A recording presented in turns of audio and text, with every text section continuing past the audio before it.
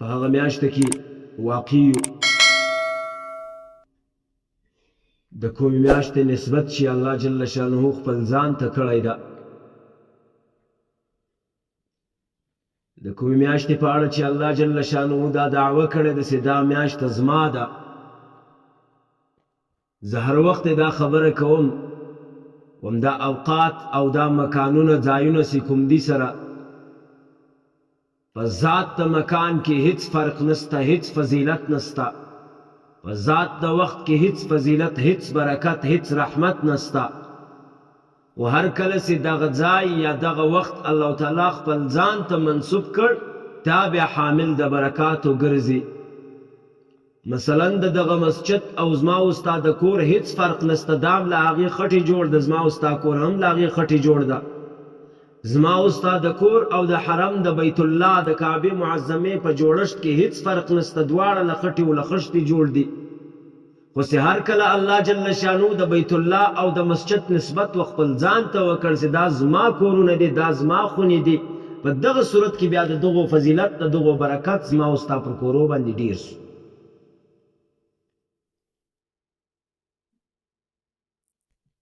د کال 11 میاشتې بلکې 12 میاشتې ټولې یو رقم د شپه راځي له شپې بعد ورځ راځي ورځ ختمه سوه بېرته شپه ده شپه ختمه سوه بېرته ورځ ده دا سلسله جاري ده هیڅ فرق نشته کې نه یوه ورځ پر بلې ورځې زیاته ده نه یوه شپه پر بلې شپه باندې زیاته ده خو چې هر کله الله جل شانه د یو ورځې نسبت و ځان ته وکړ چې دا ورځ زما ده یا دا شپه زما ده هغه شپه بیا پر ټولو شپو باندې بهتره ده هغه ورځ بیا پر ټولو ورځو باندې بهتره ده دغه میاشت د رمضان المبارک چې کومه ده د دغې نسبت الله جل شانه و ځان ته کړی ده چې دا میاشت زما ده چې دا میاشت د الله تعالی سوله نو دغه میاشت د کال پر 11 میاشتو باندې تر ټولو زیاته بهتره تر ټولو افضله او تر ټولو مکرمه او محترمه میاشت د فضیلت لپاره یا بس دا ځای کافي ده چې رسول الله صلی الله علیه وسلم فرمایي ومن تقرب فيه بخصلة كمن أدى فريضة فيما سواه ومن أدى فريضة فيه كمن أدى 70 فريضة فيما سواه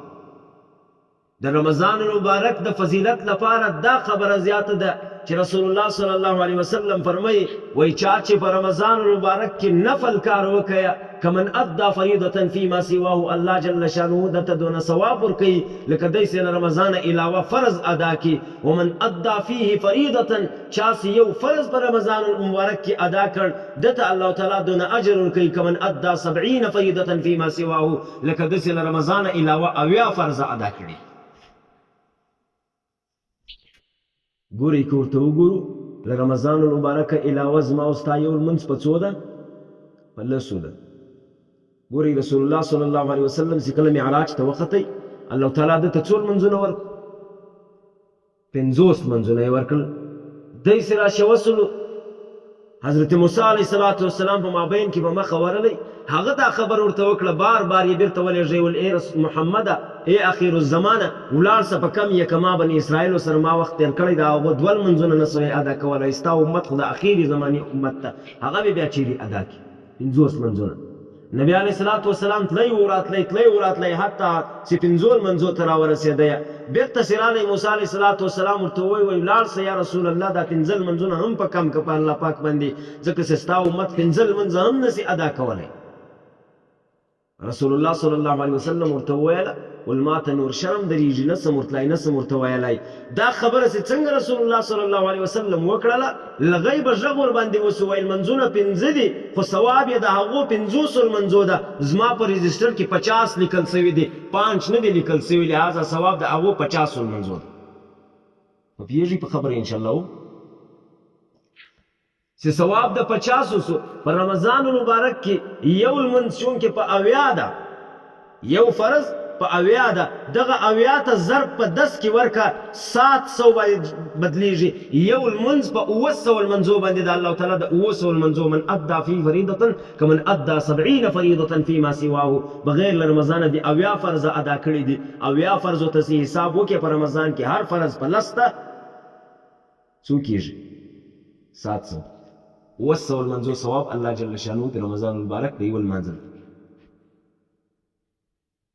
دا د دغه میاشتې د برکات او د فضیلت لپاره کافي ده چې رسول الله صلی الله علیه وسلم دغې ته شهر الصبر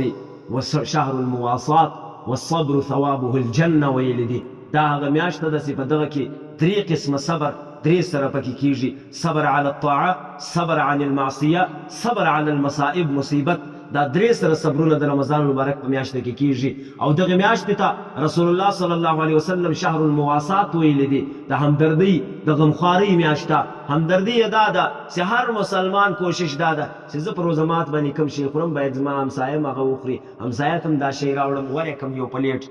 که زما په کور کې غوښه پخ سوي زه د همسایه کره ورولم یو پلیټ. دا زموږ او ستاسو د مسلمانانو اصول دي او الله تعالی هر مسلمان ته توفیق هم ورکړی ده. الله دې نور هم توفیق راکړي.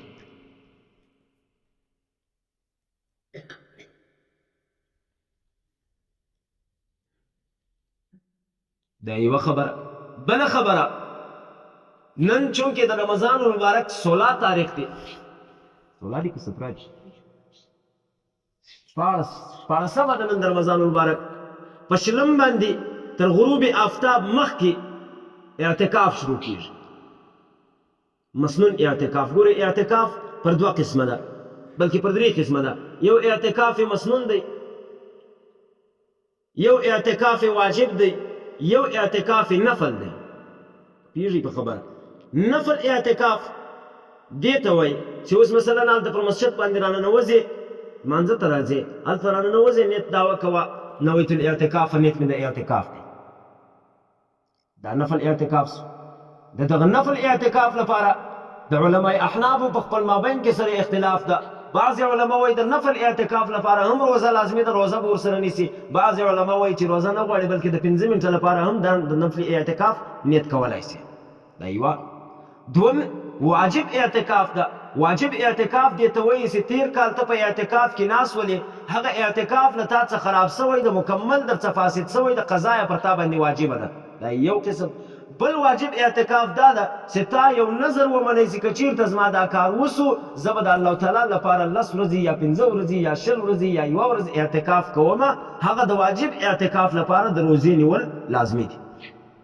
دا یې دوه.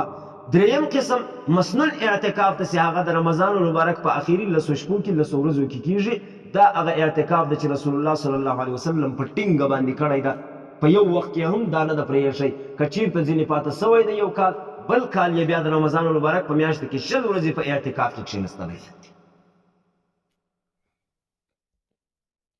یو حدیث کې راځي نه، حضرت عایشې صدیقې رضی الله عنها څخه روایت ده. هغه وایي رسول الله صلی الله علیه وسلم به په اواخرو د رمضان کې، په د آخري شپو د رمضان المبارک کې به د اعتکاف کوئ. څونه وخت یې وکړئ، څو کاله یې وکړئ، کوئ حتی توفاه الله، تر داسې وخته پورې چې څو الله تعالی دی ځان ته طلب کوي. بیا چې دی ولاړی نه د وروسته بیا اعتکاف کې کښېنستلې ازواجو د رسول الله صلی الله علیه وسلم کوروالا وي، دغه بیا اعتکاف کوئ. د اعتکاف د فضیلت لپاره بس دا خبره کافي ده چې رسول الله صلی الله علیه وسلم همیشګي ورباندې کړې ده، همیشهتوب یې ورباندې کړی ده، یو وخت یې هم نه ده پرېښی، یو کال یې هم نه ده پرېښی، هر کال د اعتکاف کړی دی. دغه ته اعتکاف مسنون وایي. د دغه مسنون اعتکاف په اړه به خبره سره وکړو.